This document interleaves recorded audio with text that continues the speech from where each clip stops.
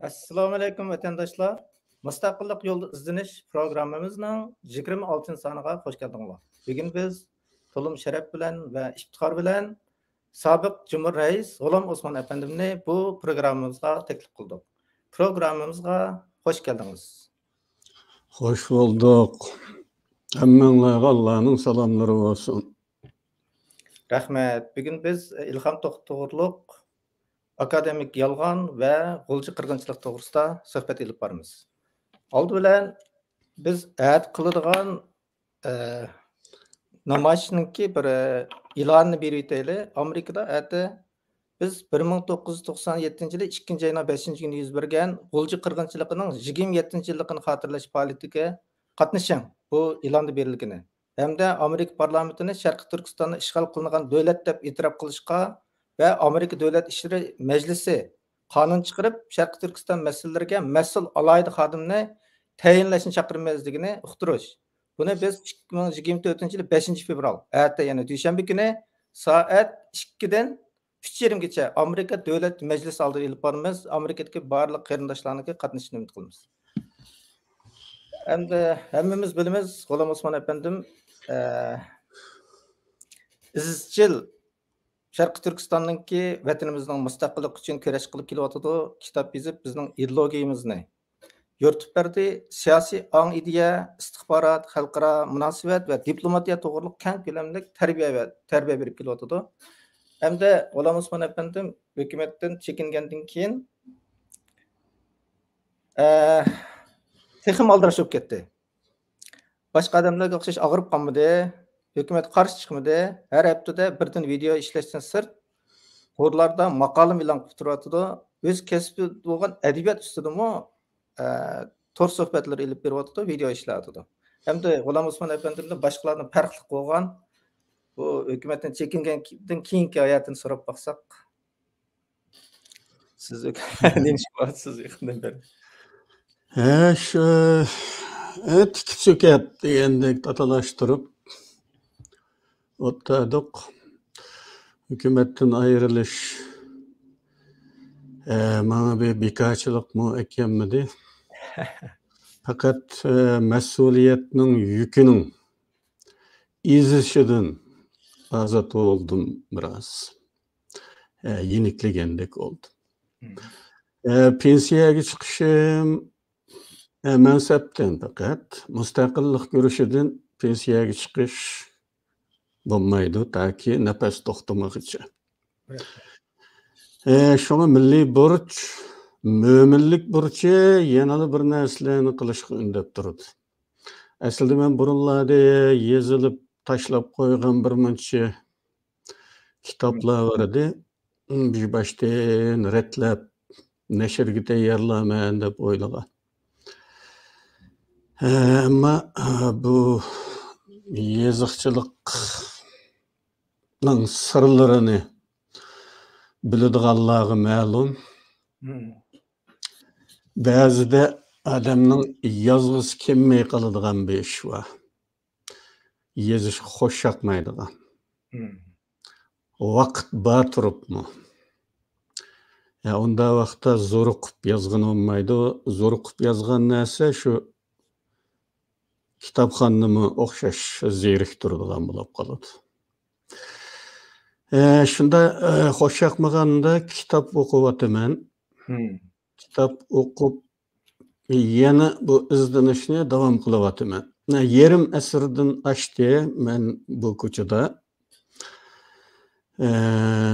Shu 16 yoshdan oshganda Xitoyga qarshi tashkilot qurish urinişi bilen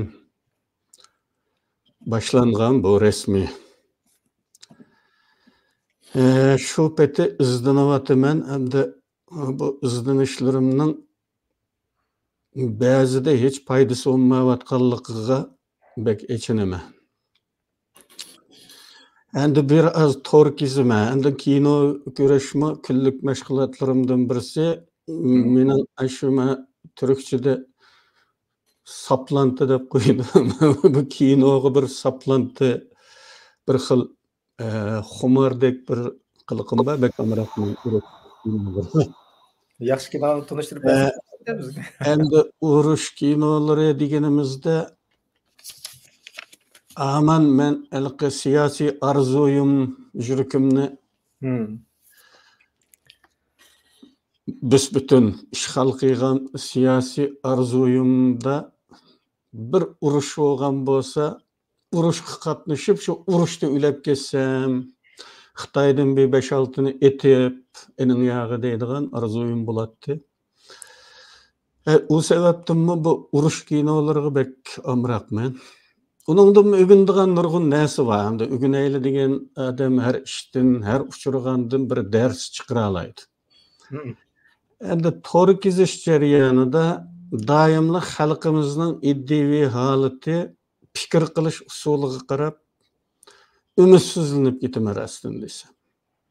Uzun yillar avval Ferhat Tursun xalqimizda vabodek yamrayotgan iddiviy vakuumlikni bayqab maqola yozib ekan. Shu maqolalar to'plamini o'qigan bo'lsanglar, boshida iddiviy vakuumlik degan bir maqola bor. Endi ko'ryapmizki, bu vakuumlik tafakkur vakuumligi, fikr vakuumligi desakmi bo'ladi, buni ajoyib ig'ir ekan bu. Tafakkurdagi hurulliq düşman teşviqat için rasa omu olgandek turadi. Omunu bilisizlar. Molusul. Bu halda düşman çokum molusulagıdek dep korkum keladi aslında desem. Hali tüzük dep işengen adamlarımı ciddi işler hakkında çaqçaq tutumu bo'lişi, ciddiyet duygusunun yokluğu bekme korkunçluk. Hala Xitaylarning şekillendirişinden yüzünü qutqizanmaganlarning köp salliq ekanligi bir paket. Bu paket korkunçluk oluş bilen düşüngenlerini ümitsizlendirdigan bir amil bu.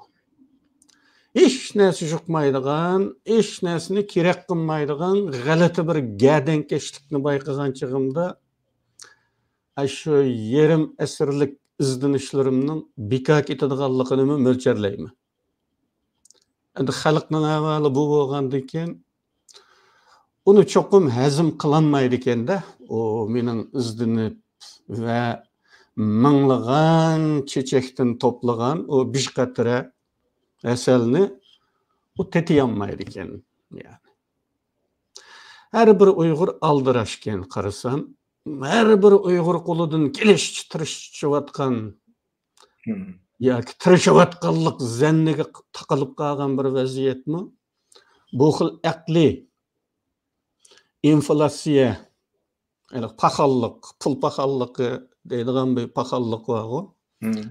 Mushunda bir paxallik ekanda, fikr paxalligi, arzon kasat deb qo'yamiz Uyg'urchada. İki xil kasat var. Bunu inflasyon, yani inflasyon demde, disflasyon demde, yani bisini. Uyg'urchada arzon kasat, qimmat kasat deydigan iki xil kasatlik var. Endi bu bir arzon kasatlik ekan. Arzon bo'lmasa, ammo oladigan adam yo'q. Yani setib olish kuchi yo'q degan gap. Eminda bir vaziyat yaratganligini ko'raman. Kitob o'qigach, kino ko'rgach, fikr yurgizishni yaxshi ko'raman. Kino ko'rayotgan vaqtida men bir tarafdan fikr qilaman. Normalda men ishni bir vaqtda qiladigan qiliqim bor ko'p chog'da, hatto 3 ishni 2-3 kitobni tang boshlab qo'yadigan ishim bor. Hali buni o'qiydigan. Shu yosh vaqtlarimda bir to'p do'stimni uyga yig'ib olib, ular mayanda varansuning bilan qart o'ynab bir nima qildi. Men mayanda o'tirib, uning ancha-muncha gap qatqach, ular bilan paranglashgach yozatdim. Bu haliqi mening funksiyasini taraqqiy qildirishga foydali deb anglaydim birolladi men endi. Şunu men kino ko'rayotgandimmi fikr qilaman. Bir tarafdan kitob o'qiyotgandimmi. Masalan, kino ko'rayotganda urushayotgan bir taraf Xitoylar bo'ladi mening kallamda. Bir taraf meni öz içige algan Şarkı Türkistanlıklar oldu. Muş tasavvurgu şunğan halda körüme ve köretkiçe oylaymanki kino hikaye kılınıp atkan şu biz tarafının japaları, mağlubiyetleri, kıyın taşkı şartlar ve paydasız içki şartlarda eğer rastlı biz olgan bolsak aşıla. Kanda kılattık degen şekilde seliştirme kılıp oylayman. Endi bilisizler bizning milli xaslığımız, milli karakterimiz, çıdımaslıqımız, kızgınlığımızın bekmi turaksız ve kısqı ömürlük buluşu, asallı tuyap ketadiganligimiz, asallı burulup ketişlerimiz, şu işlerlik derecede bolup çıkıptı. Mevcutluğumuz hakkında ciddi astoydil fikir kılıvatkallarının yokluğu hala Xitayla içimizge terip etken tarafbazlıklar bilen baha piçişlerimiz iş kılıp kalladan ketmeslik sebep yok bir hayat sürüvete merastin dese. Buna yaşayançilik dap koyunu bu jürek yıgıya oladigan işler. Rahmet. Sizden biz vatan sevdası, vatan iştiyakını gördük. Biz temiga resmi kirayli. Yakında Facebook'ta Erkin Asya Radyosu'na işleyen Profesör Alimcan Inayet. İlham To'xti Uyg'urlarga mustaqillikdan boshqa yo'l yo'qligini ko'rsatib bergan haqiqiy milliy qahramonimiz degan xabariga qarata akademik yolg'on deb bir kichik maqol chiqardingiz. Buning Uyg'urlar orasida inkas cho'ng bo'lib, g'ulg'ul qo'zg'adi. Ilhom To'xti bilan siz bir yurtlik ekansiz. Bir o'stangning suyini ichgan, bir yurtlik bo'lish sifatida Ilhom To'xti haqida tanishingizni deb baqsangiz. Bu İlham To'xti bizning sho'rug'liq ekan bu. Buni keyinroq uqdim. O biz vatandagi chag'ilda bek uqilmagan bo'lg'achqa ko'rganlikim esimdami yo'q. Bu gapga bundoq kelayli. Bu Ilhom To'xtini mashhur qilish bir proje bo'lsa kerak deb o'ylaydim men burun. Deslaplarda. Bu kaçan başlandı? 2008'lerde başlandı mı aytavur? Şu çağıldı Fransa'ya kilip gitişleri bolgan İlham To'xtining. Bu kilip gitişlerinin her qitimida radyo buni xabar qilgan, ziyorat qilgan. Şu onda bildim endim bu kişini. Burun etin anlagan yüzünü görmegen ama ondan bir meşhur adamlikini bilmeydim. Bu radyo haber qilgandan keyin oy bu hali bizning sho'rug'liq shu deb. Bu anlasam dotsent ekan, ixtisosshunos deb angladim. Xitoy Cumhuriyetining 5 yillik planini yozishga qatnashibdimish. Ve bu 5 yıllık plan terkibinde Şarkı Türkistan kısmını yazıptımış degenlerin anlığınımda tabii yosunda bir yutluk oluş süftüdü pəxirlendim. Burunki hanımı Müşelki Cevher degen kızının anısı menin kol verip aksınılı oluşkan bir tuqqunumda. Bir məhəllik. Onu bilmən. Şu ödük çağdında bilmən. Xanımı bilen mən dəslapki Kanadaga yeni kelgen yıllarda telefon söz görüşüp turuptu məndə biz aksanalı ulaşqan bolğandı ki.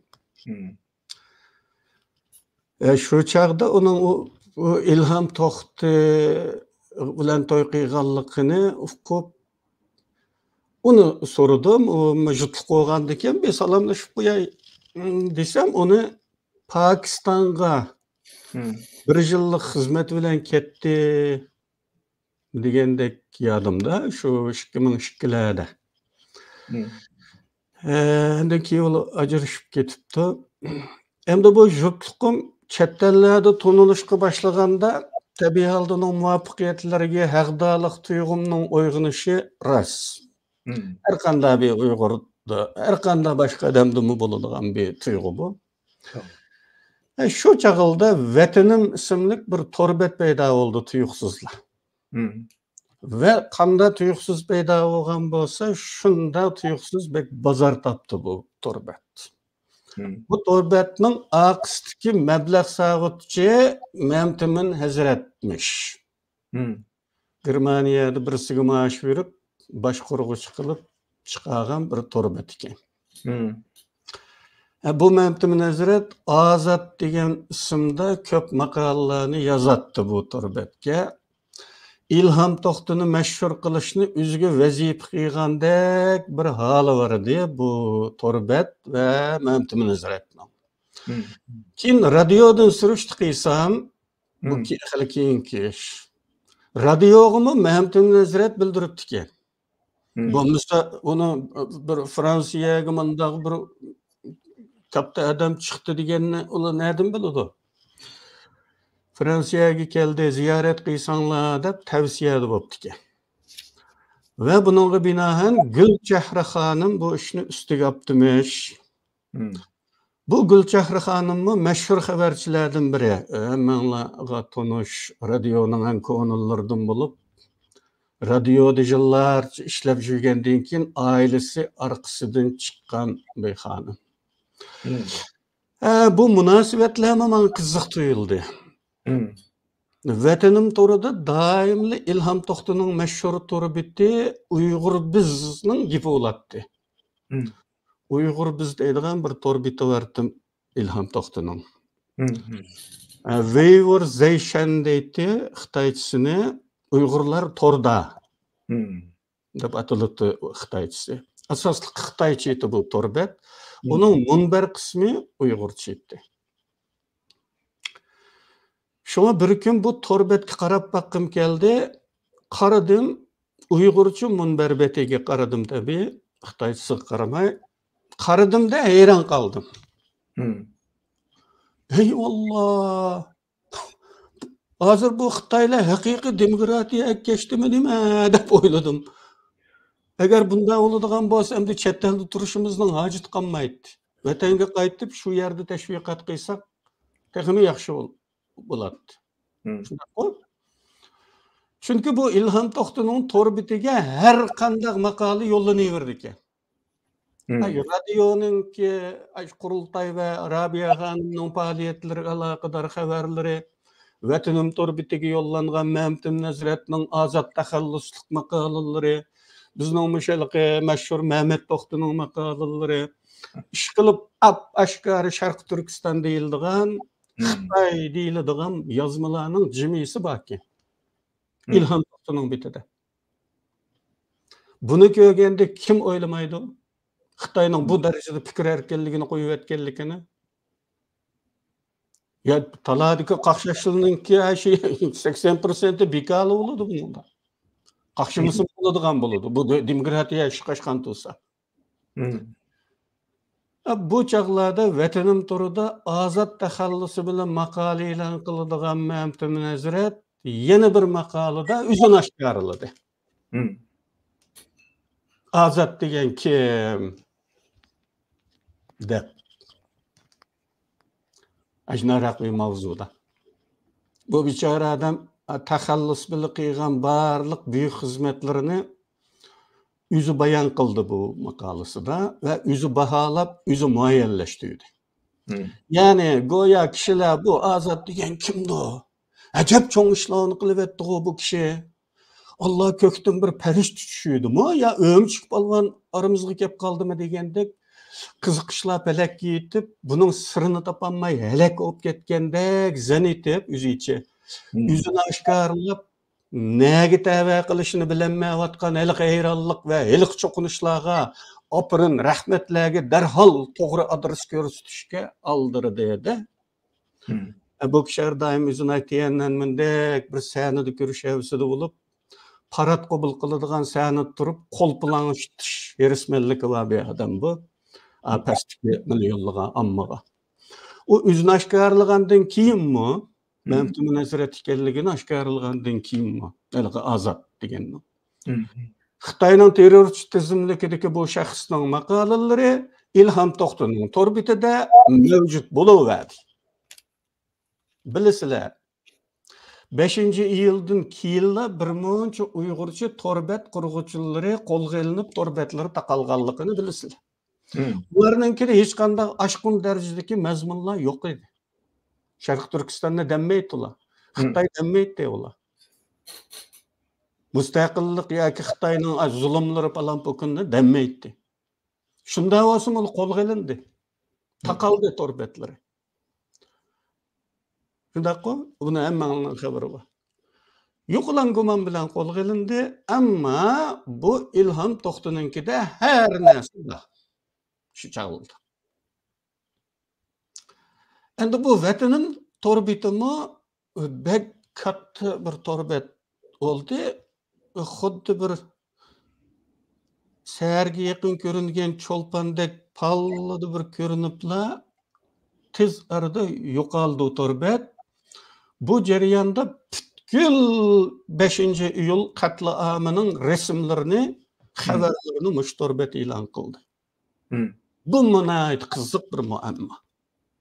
Bu aşa Uyg'ur biz degan İlham To'xtaning beti bilan ağaç singildek bildimangan torbetliydi. Mening ichimni bir qurt yeyishga boshladi.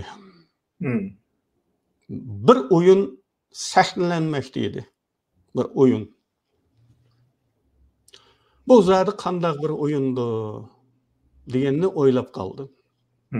Barliq Uyg'urlar uchun bir doya tiklab berish o'yini ekanligi ko'nglimdan kechish bilan vatandagilardan o chog'da torbet aloqamiz bor. Vatandagilardan İlham To'xtaning torbetini ochib ko'rib baqqanlar bormi, yo'qmi shuni surishtirdi. Hatto ba'zilariga maxsus zakaz qilib sen ko'rib baq, ichib baq dedim. Vatanda echilmaydi ki bu torbet. Demek vatanda echilmaydigan bir torbetde o'yin o'ynalayotgan bo'lsa, demek o'yinning ob'ekti vatan sirtidagi Uyg'urlar ekan deb hukm qilishga bo'ladi. Bu hukmdan keyin men bir maqola yozdim. Vatanimda nima o'yin? Mavzuliq bir maqola. Vatanim degan ilq torbet. Vatanimda nima o'yin deb mavzu qo'ydim unga. Ammo keyin e'lon qilish oldida mavzusini ikkinchi avlod dohimiz kim bo'lar deb o'zgartdim. O'zimning torbetida e'lon qilgandim.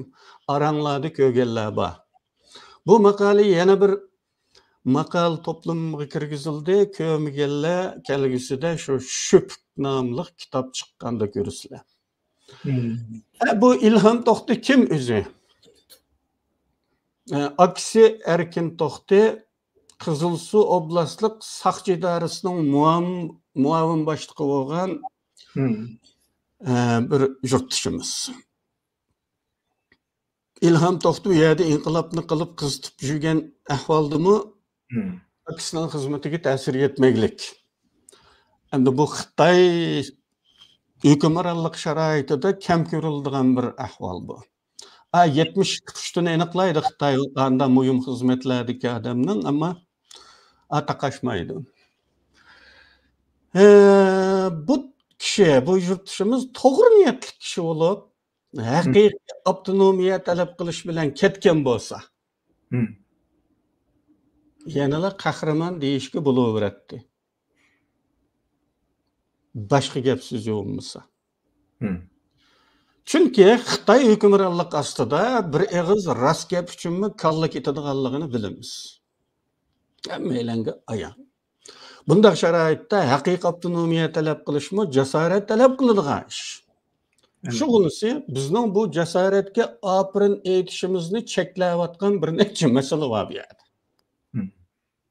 Biri halqi raysinash. Bunun belki bazılarında torbetinden çıkarıp koyamayacağım deb sel qarashi mumkin. Her qanday qapoqlash odammi bu raysinashdan kelib chiqadigan natijani faraz qila oladi. Vatan ichida, ya'ni Xitoyning hukmronligi ostida elib berilgan bir raysinashning qanday natija beradiganligini hammaylar faraz qila olamiz. Hech kim rost gapni qilolmaydigan bo'lsa, cho'qim mutlaq ko'p qismi Xitoydan ayrilmaydigan bo'lib chiqadi-da. Buni İlham To'xti bilmay qolmaydi. Bir ziyoli ulashdi, do'st senin katta kishi buni bilmay qolmaydi, qanday natija berishini.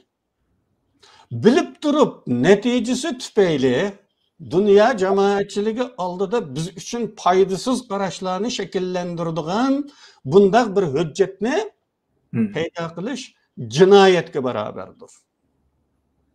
Biz bu raysinash paydo qilgan foydasiz tunishlarning ziynini bundan keyin tatimiz, xeyli zaman tatimiz. Chunki chet elliklar Xitoy hukmronligida turib qilingan bu raysinashning to'g'ri natijaga ep bo'lmaydiganligini qilchim xiyoliga keltirmaydi. Chatig'i yo'q buning. Natijani ko'rdi, bunday deb kallaga u qachilindi.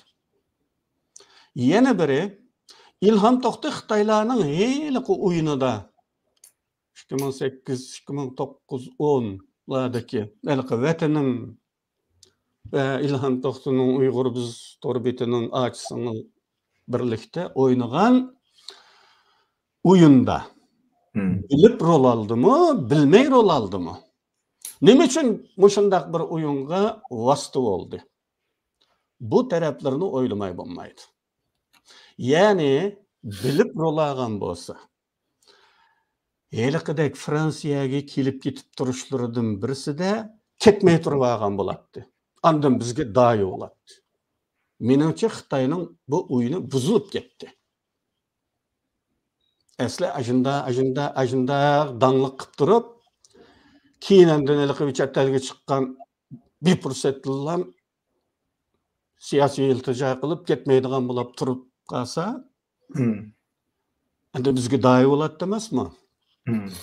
Lekin bu o'yin buzilib ketdi. Shuni aniq deb qo'yay, mening maqolam bilan o'yin buzildi. Bu o'yinni buzdim men shu yerda.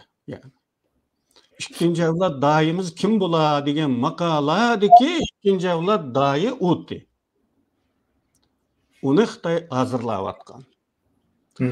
Shuning bilan İlham To'xti uyda ta'qib qilinibdi, otish qibog'ili qo'ymabdi degandek mashhurlashtirish hikoyalari tarqalishga boshladi. Keyin qo'lga ilinganlik xabari keldi. Balkim o'yin buzilganligi uchun uning yuzini yuyib rasmiy qahramonga aylantirish uchun bu qo'lga ilinish o'yini o'ynalgan bo'lishi mumkin. Rost turmadimi? Bir nima deyishdas.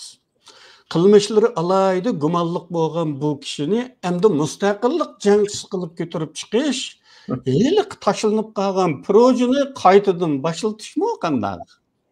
Bu tarafini o'ylab ko'rmay bo'lmaydi.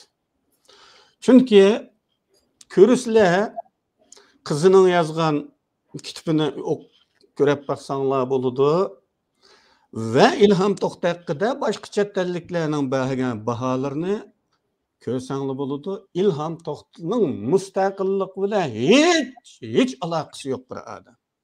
Hech aloqasi yo'q.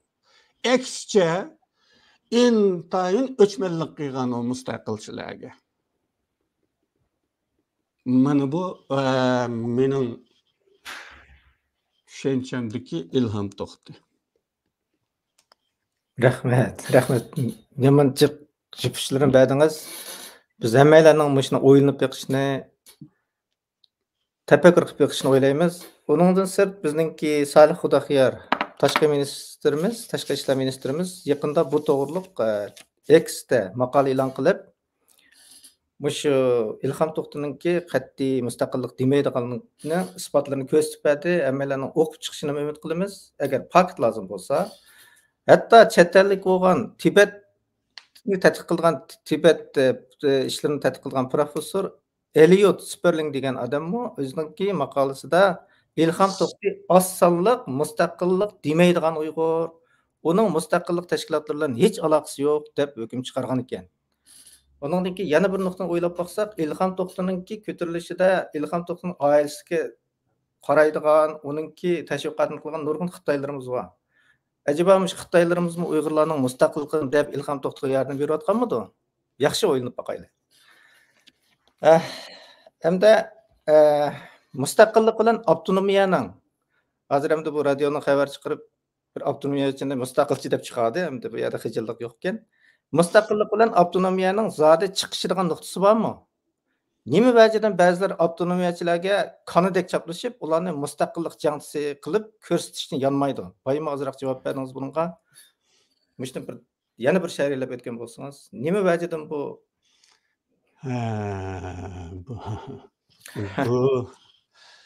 bu bek aniq gap, endi buni deb o'tag'idek yerimi yo'q bir ish, o't bilan suvdekli qarama-qarshi bir ish bu.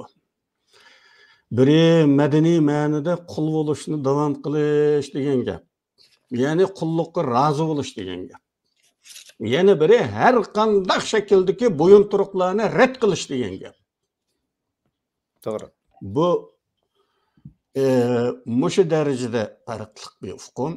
Bugungi kunga kelib İlham To'xti mustaqillik jangchisi qilinganligiga qarab, İlham To'xtini doir qilib tiklash projesi yana davom qilyapamdikin deb o'ylayapman dedim-ku bayonqi gapning oxirida.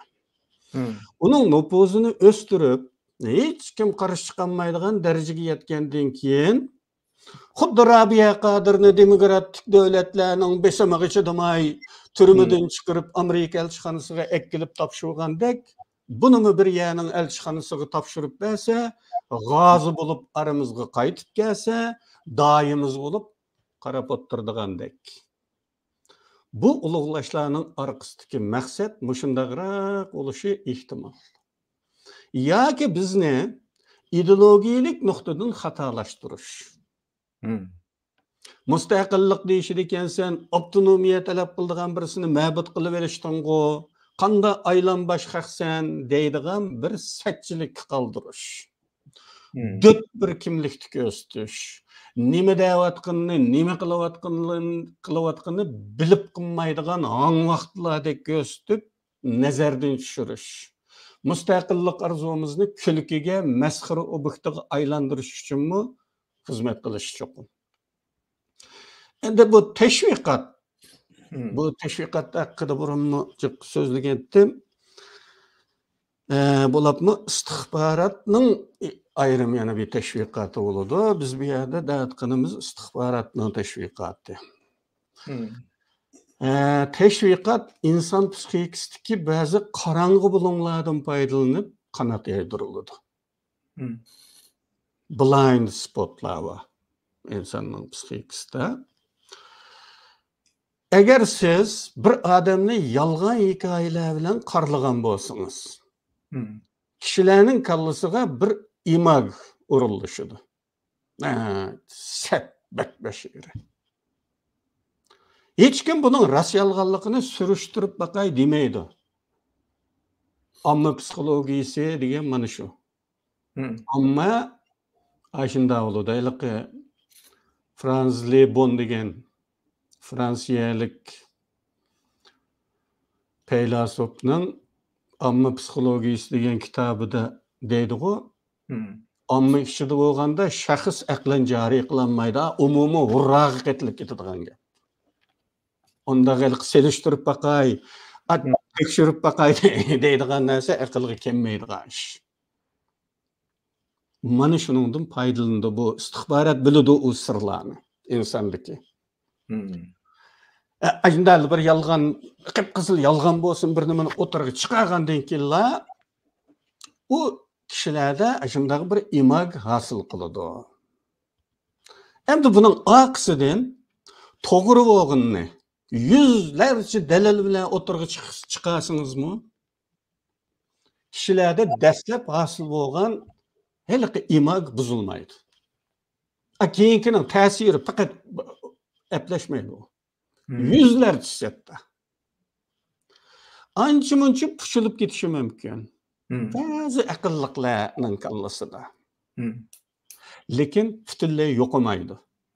Chunki har kim keyingi tuzatishlarga diqqat qilgan bo'lishi notayin.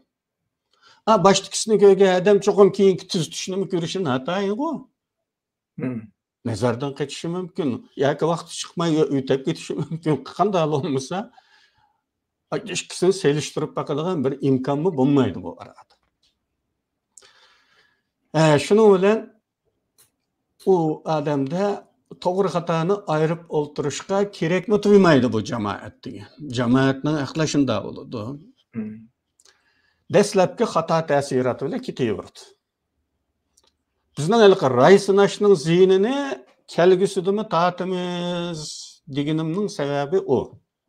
Texi o imag aşı kallasiga o'rnashib qolgan chet elliklardagi ta'sirat ba nurg'un chet elliklarda. Uyg'urlar mustaqillik talab qilmaydi degan ta'sirat. Uning uchun dedim men, dal mana shu psixik holat va insonlarda. Dastlabda paydo bo'lgan ta'sirat keyin har qancha tuzatishlar bilan o'zgarmaydi. Bu kajlik var insonda. Xuddi shu sababdan dushman istixboroti tarafidan planlangan tashviqotlar ana shunday tulumdan to'qmoq chiqqandekla o'tirg'i chiqaverdi, dalilga ehtiyoji yo'q. Chunki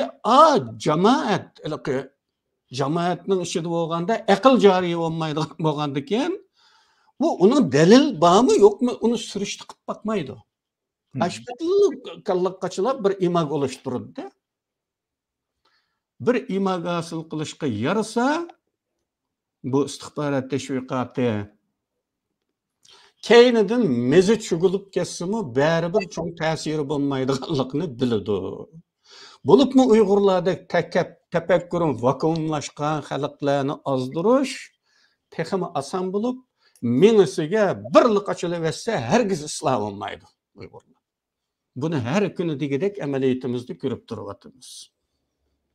Nurgun adamlar hakkında dövüsü bilen delilini aldığı töksünüz mü? Mit kılıp koymay aşağı Xitay kıçılap koygan aşağı an bilen kitip ağallıkını başka nurgun misallardan her günü görüp duruvatımız. Rahmet. Sizin bu gaplaringizni tushunish uchun ozroq kalla ishlatishga to'g'ri keldi ekan. Kalla ishlatishdan o'lmak oson deydiganlarga tavsiya azroq kalla ishlatib o'ylanib boqaylik. Undan keyin agar Ilhom To'xtaga Nobel mukofoti berilsa, demak, tinchlik bilan Xitoyning qo'ynini qaytamiz degan bir fikr berilamdi qanday. Biz ko'tarib menimcha unda bo'lishini aytaylik. Ilhom To'xtaga Nobel mukofoti berilsa, uning ba'zi ijobiy taraflari bo'lishi mumkin. Yani o bir Uygur bo'lganligi uchun Nobel mukofotining inovati tufaylidan Uyg'urlarga diqqat qilmayotgan yana bir mo'yinchi chet ellikning diqqati tortilishi mumkin. Ammo buning bilan u mustaqillik demaydiganlarningki bozori muqimlashib ketishi notayin. Yani shu vaqtda biz o'lmasak, biz dahi uning bilan tirikishimiz emasmi? Rahmat. Biz yo'limizdan yanmaymiz-ku. Hamda hammamiz bilganimizdek yaqindan Amerikaning Xitoy bilan sirkilishi yuqori palliga ko'tarilyotdi. Xalqaro vaziyatdami texmi cho'ng to'qinish va urush qo'zlanayotganligi faraz qilinmoqda. Hozirgi xalqaro vaziyat va bizning hukumatimizning hushyor turish nuqtalari ustida ozroq so'zlab bergan bo'lsangiz. Ay Allah, bu cho'ng bir yo'g'on gaplar, bizning bo'yimizni aşadigan. Shundaqdimi mening ba'zi o'xshamaydigan qarashlarim mavjud buningga burundan. Men diqqat qilyapman bu xabarlarga. Urush haqidagi farazlarga mening qarashim o'xshamaydi. Masalan, Amerika bilan Xitoy munosabatidagi jiriklashish urushga olib boradiganligiga men ishonmayman. Çünkü Amerika Xitoy bilan dushmanlashishda issiq to'qinishga qadar ketishni hech o'ylab boqmadi hozirgacha. O'tmishda o'ylab boqmaganda endi texim petin olmaydi. bu düşmanlık görünüşleri fakatla diplomatik taraftarlıkla halıtıda çeklenadi. O'rta Sharqdagi Hamas İsrail to'qinishinin etrafga chachiraydiganligiga men ishonmayman. Mushu holat hali uzoq davomlashadi. Go'yo G'arb dunyosi Isroilni yuylashdan zerikkandek umidvor xabarlar bo'lsa-mu, G'arbning Isroilni tashlab o'tadiganligiga ishonmayman. Agar Hamasning tiraji so'zilib ketsa, bu urushning xarakteri ahli salib urushiga aylanib ketishi mumkin. Bu holda G'arb İsrail tarafida kirist qo'shini rolida bo'ladi. Bu holda yengilishni tan olish ularga to'liq og'ir keladi. G'ururi ziyadelanmaydigan, yengilganlik uqumi shakllantirmasdan yaymini yig'ishtiradigan bir yo'l izlanishi mumkin. Agar bu yo'lni İsrail xohlamasa, yana chigishilib qoladi bu ish. Endi Rossiya Ukraina urushining oqibatimi atrofga kengayib ketishi mumkinligi va hatto Uchinchi dunyo urushiga aylanib ketishi haqidagi qiyoslarga qo'shilmayman. Quruq gaplar. Fransiya Cumhuriyeti raisi Ukraina yengilsa, Yevropaning bexatarligi tahdid ostida qoladi debdi. Bu gapning hech qanday reallikka uyg'un tarafi yo'q. Bu davlat xomchutida chiqimlarning ketgan yeri uchun asarroq javob bergani bo'ladiganga xalqqa qo'rqoq selish maqsadlik deyilgan bir gap. O'zining xalqini mana shundaq laplarga ishondirgandila harbiy chiqimlarni izohlash oson bo'ladi. Chunki Rossiyaning Yevropani besib olish niyati yo'q. Uni besib olib oyog'idan chiqolmaydiganligini biladi. Anda o'g'anning javob bor. Faqat quruq gap.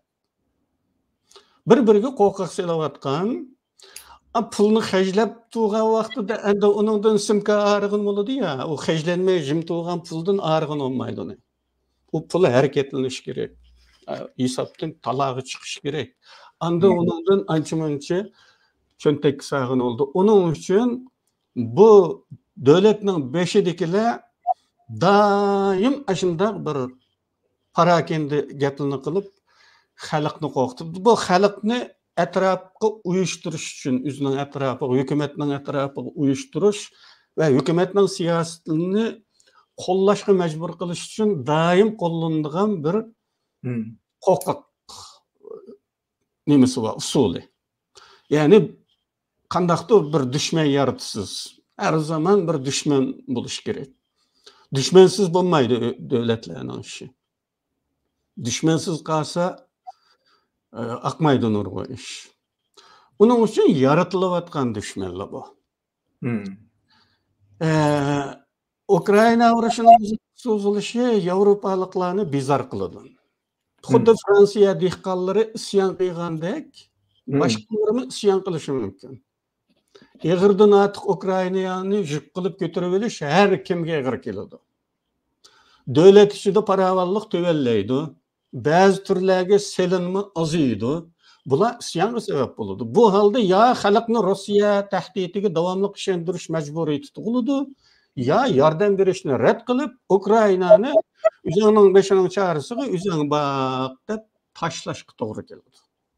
Paravallık seviyesi tövellayotgan Yevropaga Ukrainadagi urush eg'iy kelayotganning ustiga urushning kengayishi qanday mumkin?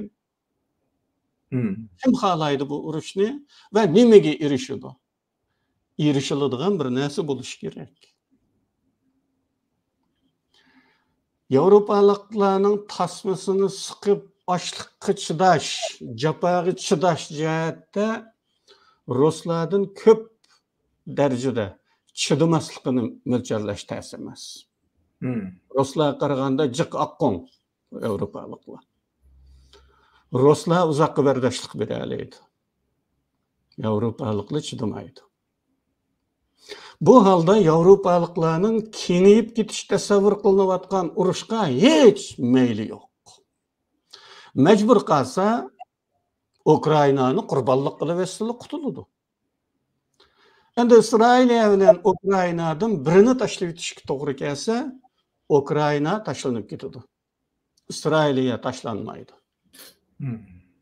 Bo'layotgan bu ahvollarning hammasi Xitoy uchun foydali bo'layotdi. Yana. Xitoy Arab dunyosida azaldan saxovatchi, haqqoniyatchi kimligi bilan ko'rinib kelayotgan. Arablar bek duo qilib keladi Xitoyga. Agar iymonli bo'lib ketgan bo'lsa, karomat haq bu deb menda maqtaydi emasmi?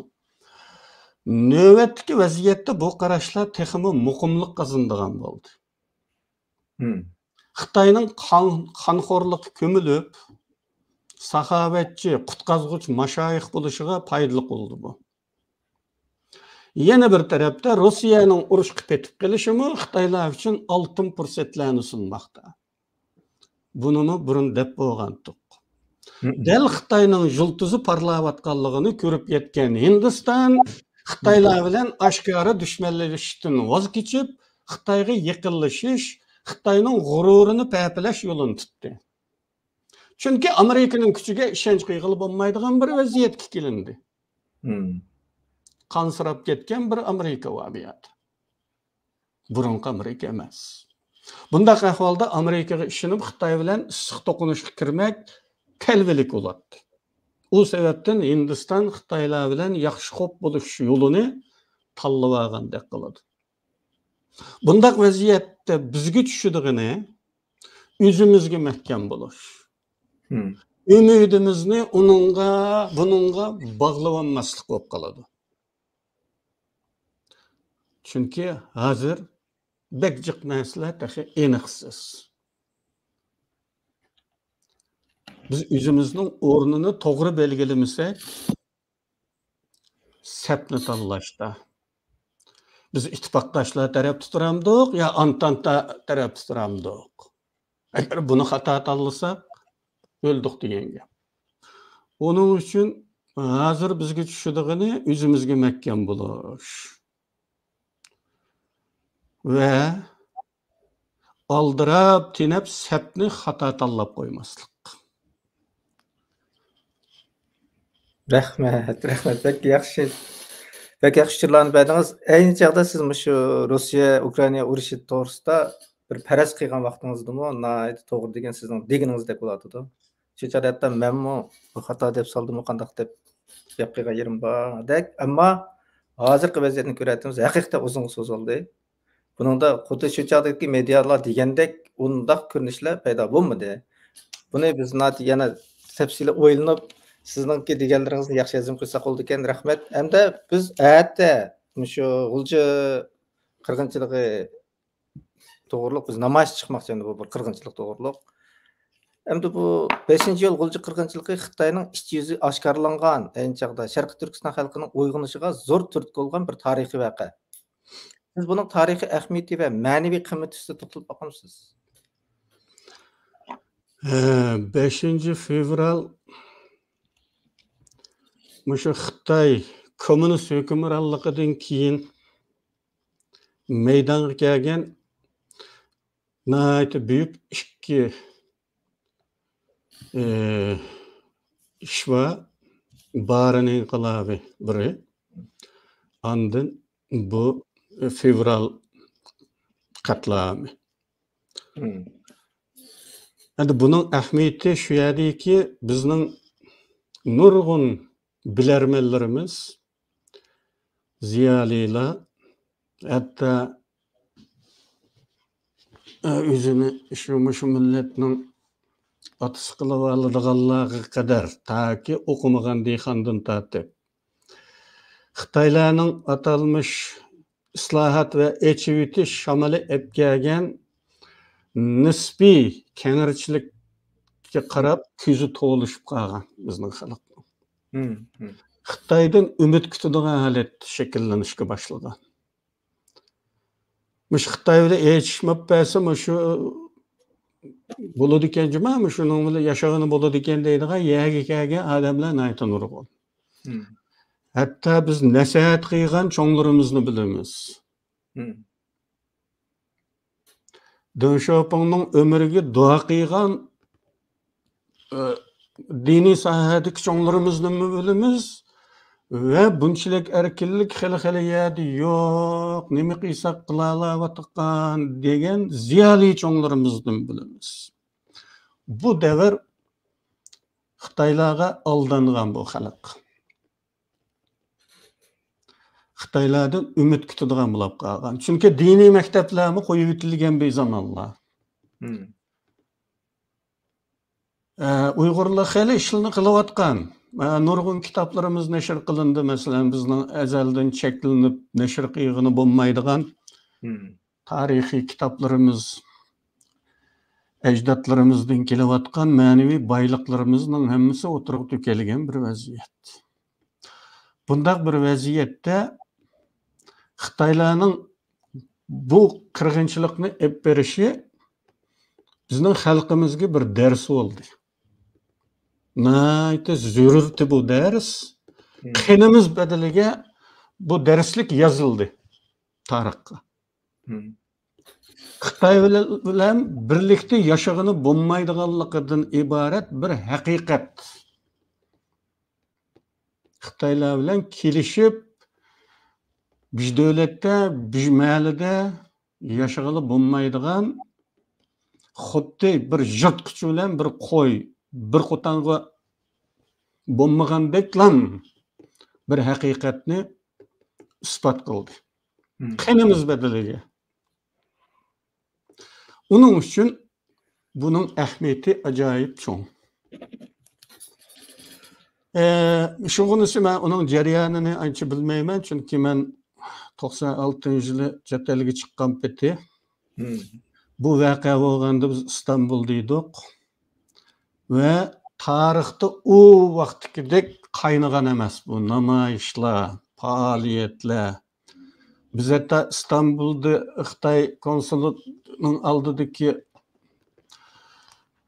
narazılıklarımızdan taşkırı avtobuslarını kiralab Ankara'ya verip baş elçixana aldığımı namoyish qilib kelgan ishlar bo'lgan. İyanı toplash bo'lib nurg'un odamlar hayajonida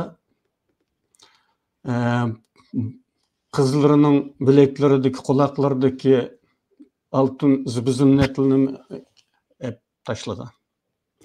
Binosimni beraman degan birisi hatta. O nelik ketdi, onu Allah biladi da o toplangan nimalar. Bu derecede xalqda hayajonga keltirgan. Türkiye matbuotlari to'shaplik etgan shu ish bilan.